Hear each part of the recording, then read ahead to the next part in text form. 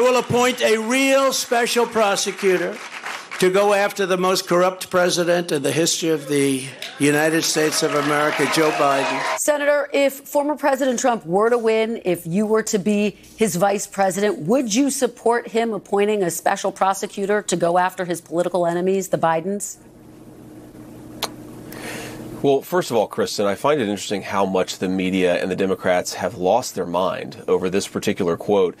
What's up, everybody? Major retired Richard Ojeda here, and JD Vance, a contender for Donald Trump's vice presidential pick, lost his cool on live TV when Kristen Welker called out his lies. Donald Trump is talking about appointing a special prosecutor to investigate Joe Biden for wrongdoing. Joe Biden has done exactly that for the last few years and has done far more in addition to that to engage in a campaign of lawfare against his political opposition. Vance seemed to be auditioning for the role of Trump's most loyal brown-noser, but Kristen Welker wasn't having any of it.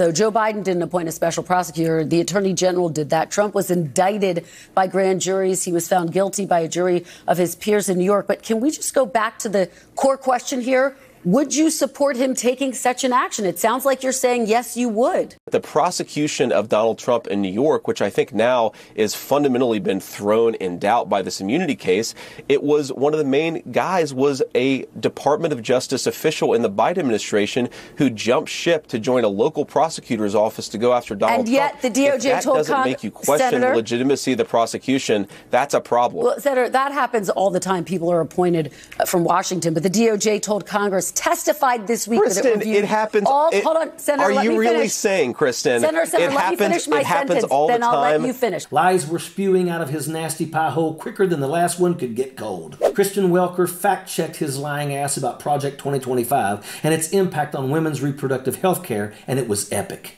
You may ask yourself about Vance's circular arguments and denial and say, why is Vance rejecting reality and throwing a tantrum? Simple. He wants Trump's attention. Bottom line, you are okay with Donald Trump appointing a special prosecutor to go after his political enemies, which would include Joe Biden. You're just to button that up. It sounds like you're saying yes. Let me move on, though, to my next question. He's showing that he can be the best lapdog to secure the vice presidential nod. He's trying to prove that he will go along with whatever Donald Trump wants. Vance is making his move, his audition, to be the second most powerful man in the country, but not everyone in the GOP is on board. Vance's recent comments on abortion have angered right-wingers. Did he just shoot himself in the foot, or will all of his ring kissing still earn him the VP spot? Vance says we need a serious conversation about abortion. JD, we already had that already.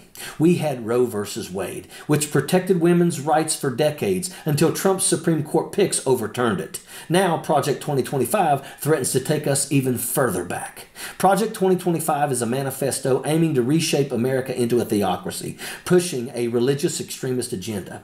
Vance knows this, but he's playing dumb to protect Trump. This extremist agenda is dangerous, and Democrats need to focus on it to beat Donald Trump.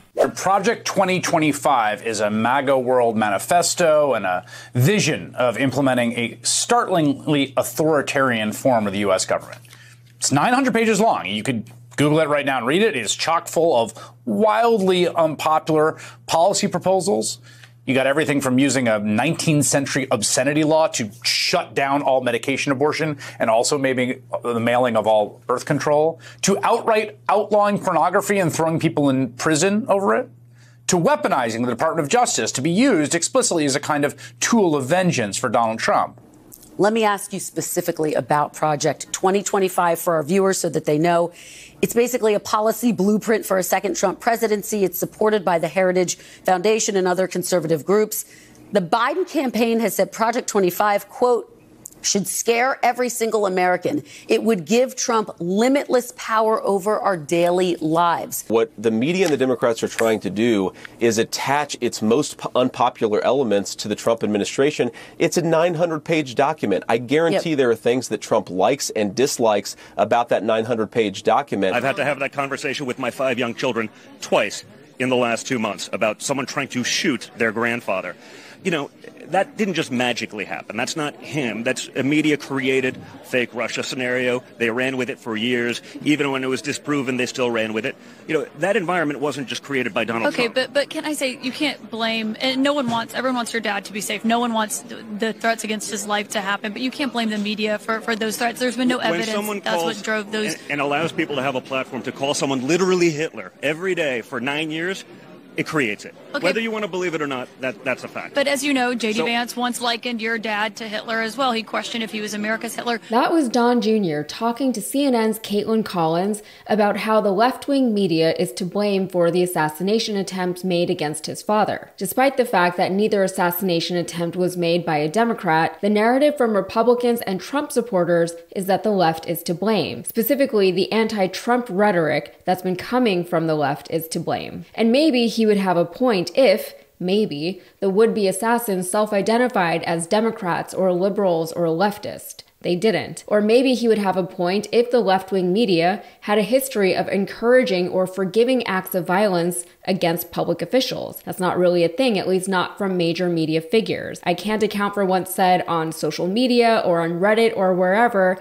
but generally speaking, violence is never encouraged or celebrated on CNN or MSNBC, and not here on TYT. We tend to see a lot more of that type of behavior and rhetoric coming from the right, coming straight from Donald Trump even. Only one of these candidates has inspired people who sent pipe bombs to leading Democrats across the country, who has inspired mass shooters.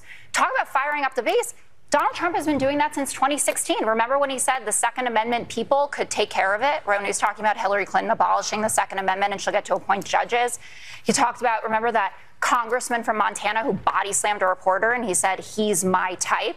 He retruthed or whatever it was, a video of Joe Biden hogtied just back in That was hilarious. Yeah. Oh, that's Your examples are so tiny. No, they're We're not. talking about an attempted assassination that left a man dead. And we'll stand up to crazy Nancy Pelosi who ruined San Francisco. How's her husband doing, by the way? Anybody know?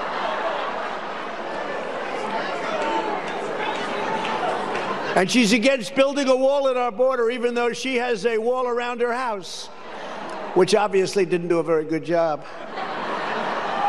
We pledge to you that we will root out the communists, Marxists, fascists, and the radical left thugs that live like vermin within the confines of our country, that lie and steal and cheat on elections and will do anything possible. They'll do anything, whether legally or illegally, to destroy America and to destroy the American dream. And maybe Don Jr. would elicit more sympathy from viewers as he tries to explain how he has had to have difficult conversations with his children as to why two people tried to kill their grandfather if their grandfather wasn't such a vile human being who has wished so many horrible things on so many different groups of people, who has done so many horrible things to so many people. And I'm not just talking about rhetoric, I'm talking about the things that he's done. I'm talking about the people he has wronged. He has scammed people out of their money. He has knowingly engaged in fraudulent business practices. He's refused to pay his bills. He's called people names and mocked them in the press. He's encouraged the hanging of his then vice president. He dodged the draft and then disparaged veterans. He's disparaged entire countries of people. He's hung out with sexual predators and white supremacists